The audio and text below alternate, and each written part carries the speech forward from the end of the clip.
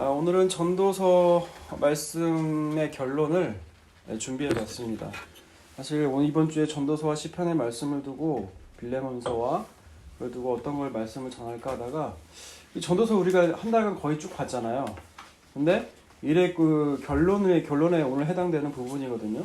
만약 우리가 전도서 가장 기억나는 게 뭐예요? 헛되다. 그렇죠. 1장 2절에서 시작되는 헛되고 헛되며 헛되니 헛되고 그렇죠.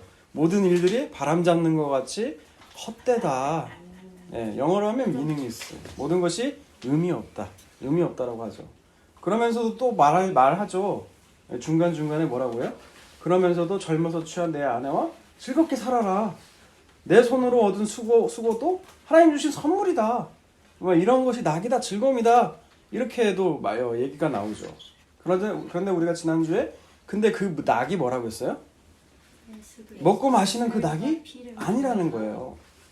하나님 나라는 제가 어제 차를 타고 오면서 어머니께 자주 인용한 구절이 맨날 그거였어요. 하나님 나라는 먹고 마시는 데 있지 않고 의와 평강과 희락이라는 거예요.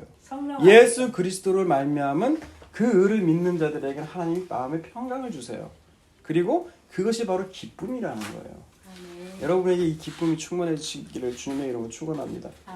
그렇다면 솔로몬이 전도서 헛되다는 얘기 참 많이 하고 있는데 정말 전도자 솔로몬, 성령을 통해 감동을 받은 이 솔로몬이 이 전도서를 통해서 하고 싶은 말이 뭘까요? 이 헛되다는 얘기를 참 많이 하는데 정말 강조하고 싶은 거는 헛되지 않은 것이 있다라는 거예요. 정말 헛되지 않은 것이 있다. 그 얘기를 하고 싶은 거예요. 그게 뭐예요? 오늘 본문 12장 13절과 14절이에요. 한번 읽어볼까요? 시작. 이래 결국을 다 들었으니 하나님을 경외하고 그의 명령들을 지킬지어다. 이것이 모든 사람의 본분이니라. 하나님은 모든 행위와 모든 은밀한 일을 선악간에 심판하시리라. 이래 결국 지금 전도서 1장부터 12장 오늘 결론에 이르기까지 일들을 다 들었다는 거예요. 이래 결국이 뭐예요?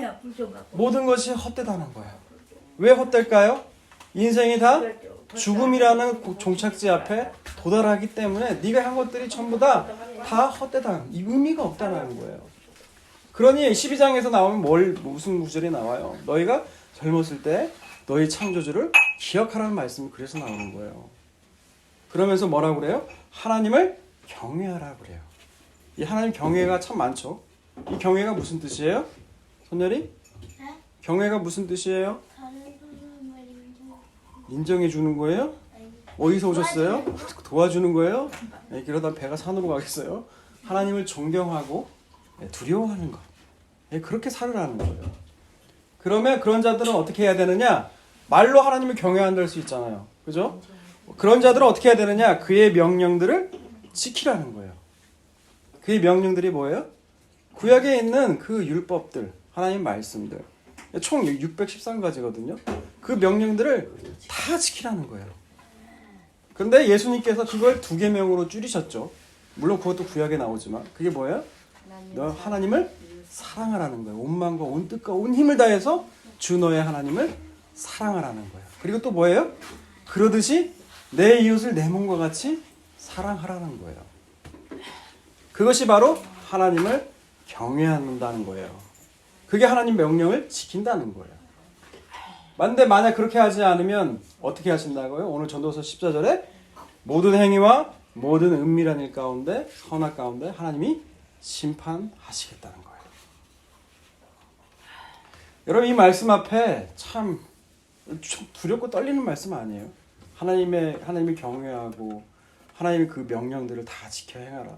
그렇지 않으면 내 앞에 선악간에 은밀히 보신 하나님께서 다 심판하시겠다는 거예요.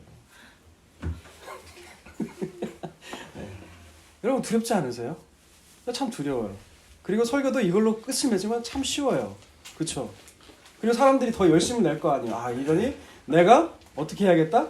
하나님 말씀대로 살아야겠구나. 이렇게 하면은 이렇게 하는 게 쉬울까요? 아니면 다른 방법 제시 안 했으니까 모르겠는데 이렇게 하는 것이 훨씬 더 쉽단 말이에요, 사실. 그런데 우리가 이 하나님 명령들, 하나님께서 하라고 지키라고 한 명령들 다 613가지나 되는 거 다 지킬 수 있나요? 심지어 예수님은요, 우리가 마음속에 품고 있으면 그것도 죄를 범한 거라고 그랬어요. 네가 형제를 미워하느냐? 그럼 너는 이미 형제를 살인한 거랑 다름없다 했거든요. 우리는 지킬 수가 없어요. 그래서요, 이 성경 말씀을요, 있는 그대로 하나님을 경외하라고 했고 주의 명령대로 지키라고 했으니 이대로 사세요라고 만약 결론을 그렇게 맺으면요, 제가 여러분을 다 죽이는 거게 돼요. 이게 바로 율법 조문을 그대로 전하는 거거든요. 여러분 고린도후서 볼까요? 고린도후서 3장 한번 보세요.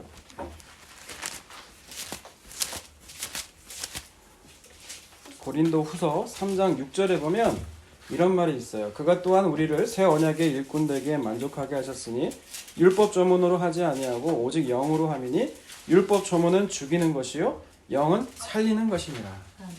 네, 아까 제가 뭐라고 했죠? 전도서의 결론은 하나님을 경외하고 하나님 명령대로 말씀대로 사세요. 만약 제가 이걸 문자적으로 이렇게 전하는 것이 율법의 조문 그대로 전하는 거예요. 그렇게 하면 어떻게 한다고요? 여러분 죽는 거예요. 죽는 거. 우린 다 심판받아야 돼요. 네, 그렇게 돼요. 그런데 뭐를 살린다고요? 영으로 하면 살린다는 거예요. 그러면 대체 영으로 살린다는 게 도대체 무슨 말씀일까요? 그 말씀을 하기 위해서 이 바울 사도가 3장에서 이 얘기를 해요. 1절부터 한번 볼게요. 우리가 다시 자천하기를 시작하겠느냐? 우리가 어찌 어떤 사람처럼 추천서를 너희에게 붙이거나 혹은 너희에게서 받거나 할 필요가 있느냐? 이 고린도후서 3장의 이야기는 무슨 얘기냐면 사도 그 당시에 이 순회 설교자들이 왔다 갔다 하는데 다 추천서를 가지고 있었단 말이에요. 유명한 사도로부터 이 사람은 나에게서 수확했고 이 교회에 추천합니다라 그 추천서를 다 갖고 있었단 말이에요. 근데 바울을 공격하는 거죠. 바울이 사도가 아니라고 공격하기 위해서 봐라, 바울 너는 추천서를 갖고 있느냐? 너 이거 갖고 있지 않잖아. 그러니 너는 가짜 사도다. 이런 얘기를 했던 거예요. 근데 바울이 뭐라고 답하는지 보세요.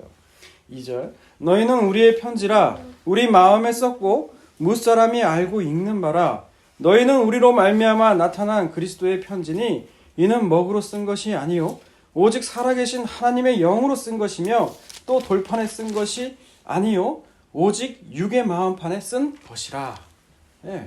바울이 뭐라고 그래요? 우리는 추천사가 필요 없다. 추천사는 바로 누구다?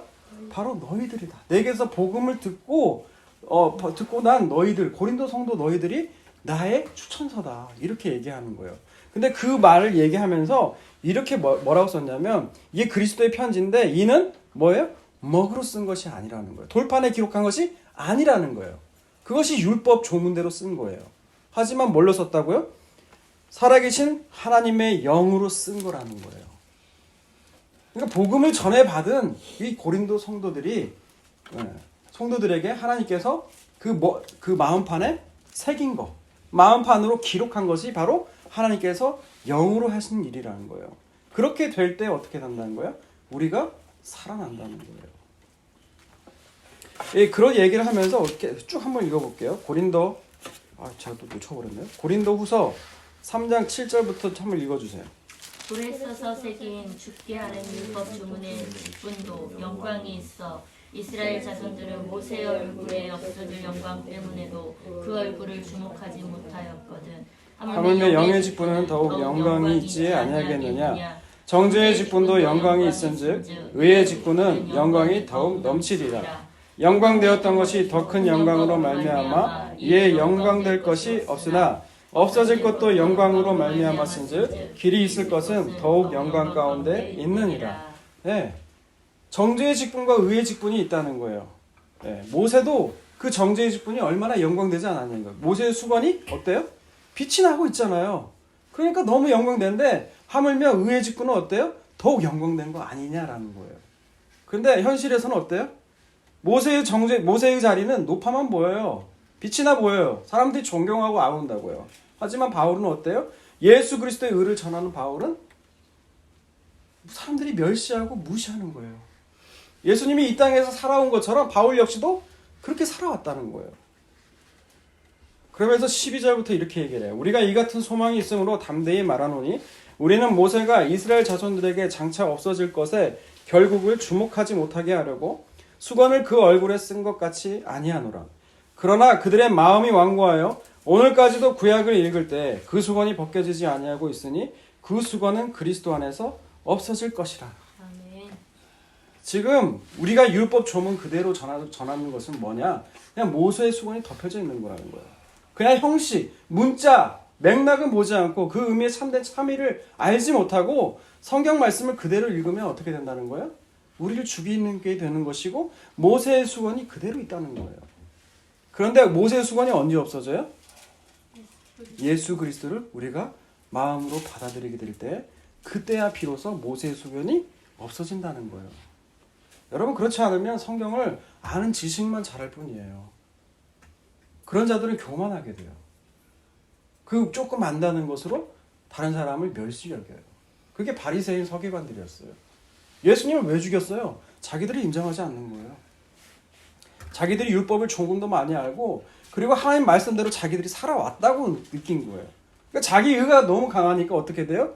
정말 메시아, 예수님께서 오시니까 그걸 알아보지를 못하는 거예요. 모세의 수건이 그 얼굴을 덮은 거예요. 그래서 보지를 못하는 것이죠. 오늘 본문도 역시 마찬가지로 제가 모세의 율법의 수건이 덮인 채로 여러분 하나님을 경외하세요. 여러분 주의 명령을 다 지키세요. 그렇게 하자면 심판이 임할 거예요. 이렇게 말을 한다면 제가 율법 조문으로 여러분을 죽이는 것이 된다는 거예요. 그러면 어떻게 이걸 다시 봐야 되느냐는 거죠. 이걸 어떻게 해석을 해야 된다는 거냐는 거예요. 이건 모든 성경은요. 예수님께서 그러셨죠. 누가복음 24장 27절에서 뭐라고 말씀하셨냐? 모든 성경은 누구에 대해서 기록한 거라고요? 예수에 대해서 기록한 거예요. 그래서 이 전도서 오늘 본문을 예수 그리스도의 중심으로 이 말씀을 풀어내야 된다는 거예요. 다시 오늘 본문을 넘어와서요. 오늘 본문 전도서 12장 13절과 14절 다시 한번 읽어볼게요. 이래 결국을 다 들었으니 하나님을 경외하고 그의 명령들을 지킬지어다. 이것이 모든 사람의 본분이니라. 하나님은 모든 행위와 모든 은밀한 일 선악간에 심판하시리라. 사람의 본분이 뭐라고요? 하나님을 경외하고 주의 명령을 지키는 거예요. 사람의 본분이라고 하는 그 단어가요. 사람의 모든 것이라는 뜻이 돼요. 그러니까 사람이라면 네가 사람이라면 하나님을 경외하고 주의 명령을 지키라는 거예요. 그래서 오늘 설교 제목이 뭐예요? 당신은 사람입니까? 아니 너무 극단적이잖아요. 다소 어그로를 끌 수 있는 질문을 일부러 정했어요. 이렇게 어그로를 끌어야 인기가 있다고 하더라고요. 그런 건 아니고 뭐 사람의 본분이라는 그 제목에서 끌은 거예요. 네. 네가 사람이라면 어떻게 해야 된다? 하나님을 경외해야 된다. 하나님이 하신 모든 말씀들을 지켜야 된다는 거예요. 여러분 이 말씀을 비춰보면 여러분은 뭐예요? 사람이에요? 짐승이에요? 짐승이에요. 맞아요. 짐승이에요. 성령이 오시면 그걸 깨닫는 거예요. 내가 사람이 아니구나. 내가 사람이 아니구나. 그럼 누구만 사람인 거예요? 이 명령을 다 지키신 분이 누구예요? 예수님 한 분밖에 없어요. 예수님 한 분만 아버지 하나님의 뜻에 따라 살았고요. 아버지의 뜻에 맞춰서 순종해서 십자가에 죽기까지 하셨잖아요. 그분만이 사람이세요. 참 사람이세요. 우리는 뭐예요? 종교 하나 깨닫지 못하면 짐승이라고 했죠. 시편에서 49편에서. 그죠? 우리는 짐승이에요. 짐승. 네. 우리는 다 그런 존재라는 거예요. 그러니 이제 그 하나님을 경외하고 하나님이 주신 명령들을 다 지켜 행한다는 것은 뭐예요? 그 사람으로 오신 예수 그리스도께서 그 모든 것을 다 순종하신 것을 우리가 믿는 거예요. 그분이 우리를 대신해서 다 지켜 행하셨고 그 의를 우리에게 넘겨주셨다는 거예요. 그걸 전가라고 그래요. 전가. 우리의 의가 어떤 의냐? 전가된 의예요. 예수님이 하신 것을 우리가 그걸 어떻게 받아들여요? 이제 믿음으로 받아들이는 거예요. 근데 이게 믿겨져요? 안 믿겨져요? 우리는 잘 안 믿겨져요. 우리가 믿는다고 그러면 그건 벌써 전가된 의가 아니에요. 이건 믿겨져야 되는 거예요. 이게 하나님이 하시는 일이에요. 이게 바로 주의 일이에요. 그래서 하나님을 경외하고 주의 명령을 지킨다는 것은 뭐냐? 한마디로 줄이면 예수 그리스도를 믿는 거예요. 네. 그러면 그 하나님께서 우리를 믿게 하시는 그 은혜가 과연 누구를 위한 것일까요? 누구를 위한 것일까? 빌립보서 말씀 볼게요. 빌립보서 1장을 보세요. 빌립보서 1장 29절에 보면 이런 말씀이 있어요.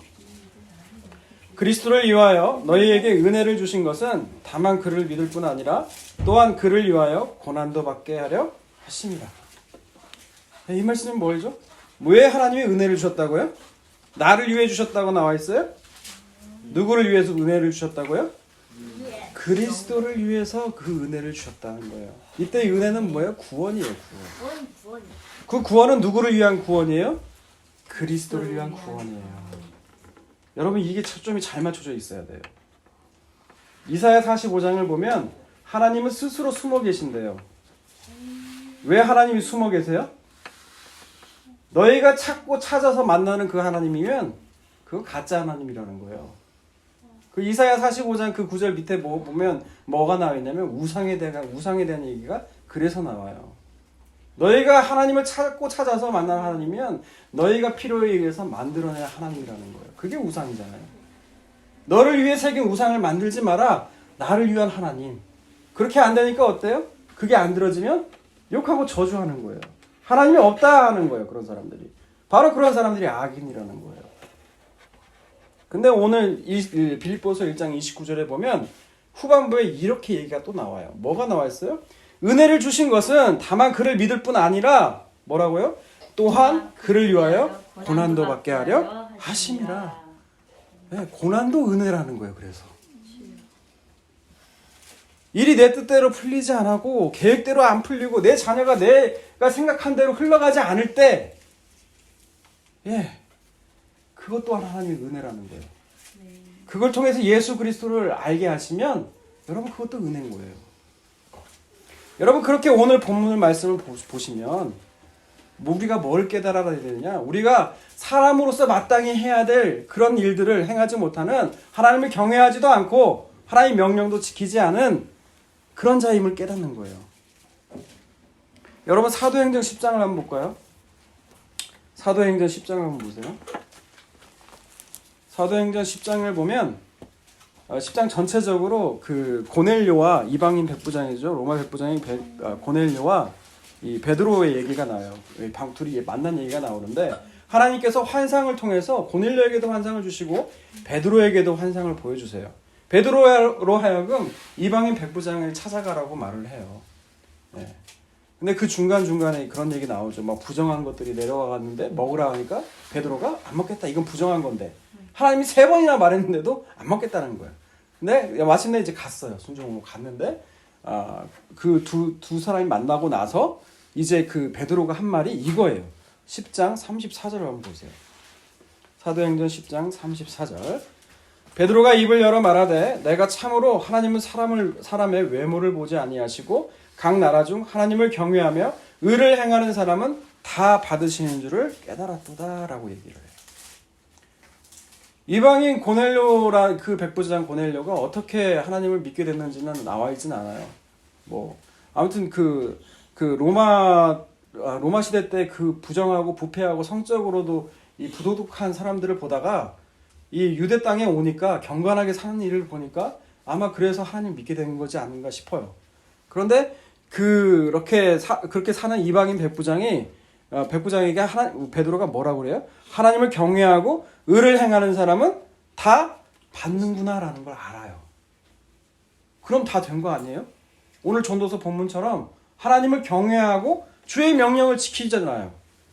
그러면 다 필요 없는 거 아니에요? 그런데 베드로가 누구를 전해요? 36절 읽어볼게요.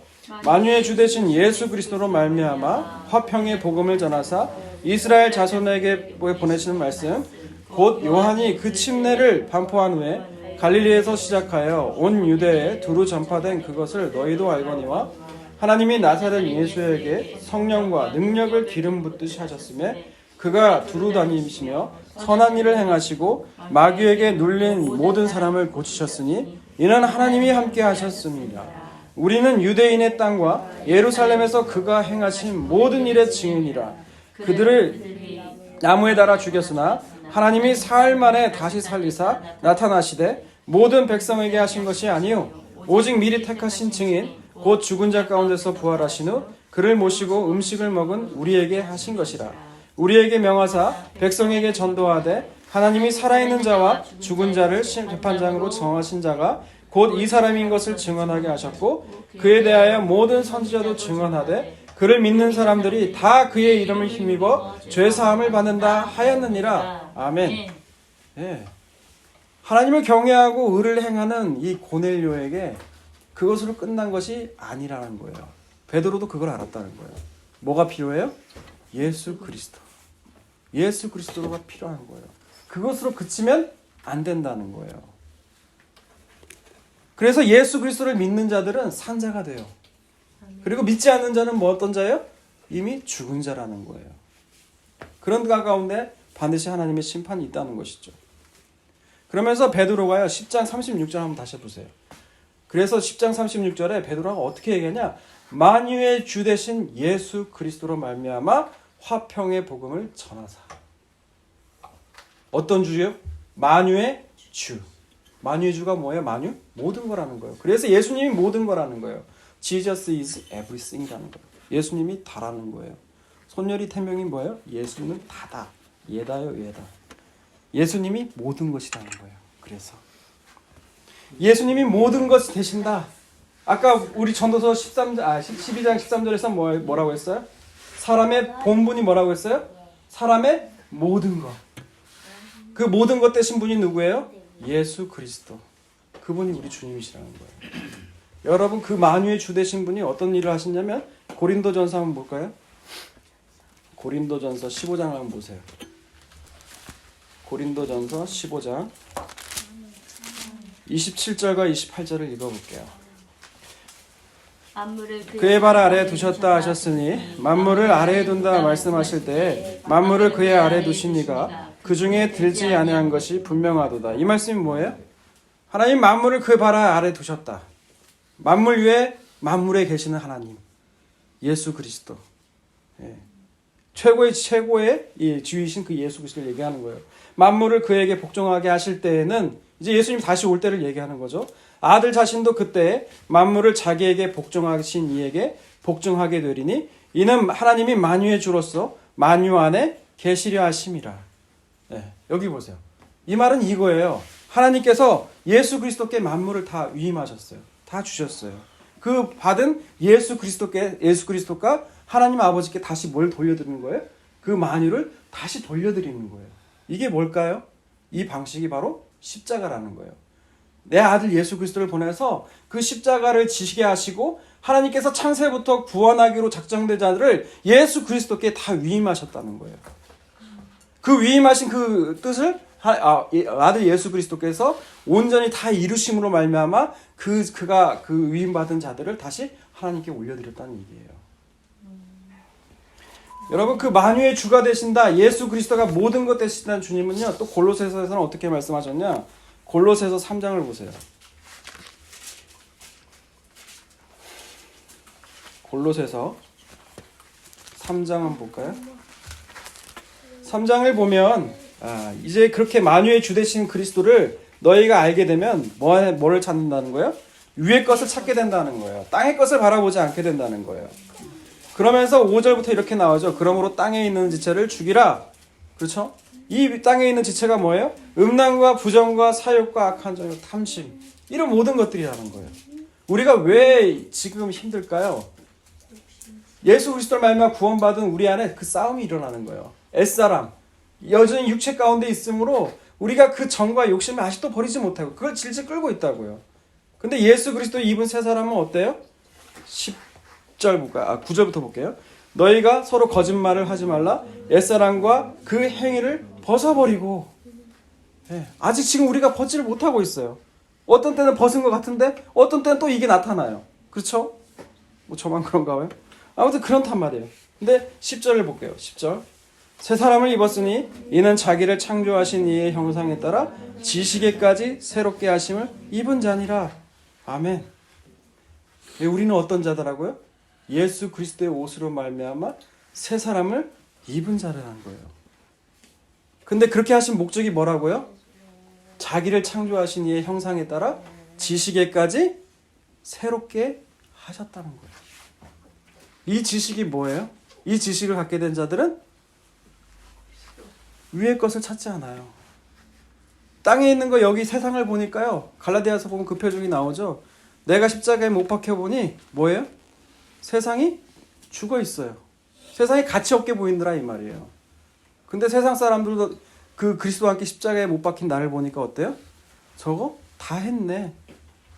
뭐 좀 이 비속어라 쓰긴 좀 그렇지만 비읍식 같네. 이렇게 보인다는 거예요. 그게 예수 그리스도를 믿는 거라는 거예요. 그러니까 이게 내가 자원해서 내가 믿고 싶어서 믿는 게 아니에요. 아무런 매력이 없어요. 예수 그리스도를 믿는다고. 예수를 믿는다고 내 마음에 품은 소원을 이루어주시는 게 아니에요. 여러분 그게 우상이라는 거예요. 그게 우상. 그러니까 사람들은 어때요? 예수를 배척하는 게 당연한 거예요. 다 그 과정이 있었어요. 예수를 믿게 된 그 과정들을 돌아보면 나한테 아무 소용이 없는데? 나를 병낫게 하는 것도 아니고 내 자녀들의 문제를 풀려주게 하는 것도 아니고 아무 도움이 안 되는 예수 그리스도. 그걸 누가 좋아해요? 바리새인 서기관들이 죽였다고 하잖아요. 예수를. 그 사람들이 왜 예수를 왜 죽여요? 자기들이 원한 그리스도가 아니에요. 저 예수가 오니까 내 밥 이대로 가다가는 내 밥벌이가 못해 먹게 생겼구나. 그렇게 모인 사람들이 누굴 죽여요? 예수를 죽이는 거예요. 그래서 우리가 예수를 믿는 게 아니에요. 그 예수님이 우리를 찾아오시는 것이에요. 오늘 말씀의 결론은요 그거예요. 우리는 사람이 아니에요. 우리는 짐승이에요. 멸망하는 짐승. 근데 하나님께서 우리를 불쌍히 여겨주신 거예요. 근데 하나님 이 말씀에도요 사람들은 반응이 두 가지예요. 나는 그 불쌍히 여김 받는 게 싫다는 거예요. 어떤 사람은 할렐루야예요. 우리는 저주받아서 마땅히 심판받는 존재가 마땅한 거예요. 그런데 그 만유의 주 되신 주님께서 사람이 되셔서 하나님이 말씀하신 그 모든 명령들을 그분만이 지켜주세요. 그분만이 지키세요. 그래서 예수님만이 참 사람이세요. 그리고 그 의를 그분만 혼자 갖고 가시는 게 아니라 그 의를 우리에게 주시는 거예요. 우리 안에 들어와 계시는 거예요. 그래서 하나님이 우리를 보실 때 우리의 그 나라는 존재가 아니라 내 안에 계신 그 예수 그리스도를 보는 거예요. 그러니 어때요? 스바냐서의 그 찬양처럼 그 기쁨을 이겨내지 못하시는 거예요. 누구를 보니까? 그 안에 있는 내 아들 예수 그리스도를 보시니까. 예수님만이 그 십자가로 다 이루어내세요.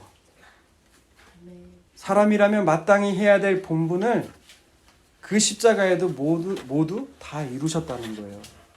그 예수 그리스도를 믿는 일이 사람이라면 마땅히 해야 되는 이제 일인 거예요. 그게 하나님을 경외하는 것이고 주의 명령을 다 지켜 행하는 거라는 거예요. 이 은혜가 저와 여러분에게 다 있게 되기를 주님의 이름으로 축원합니다. 아멘.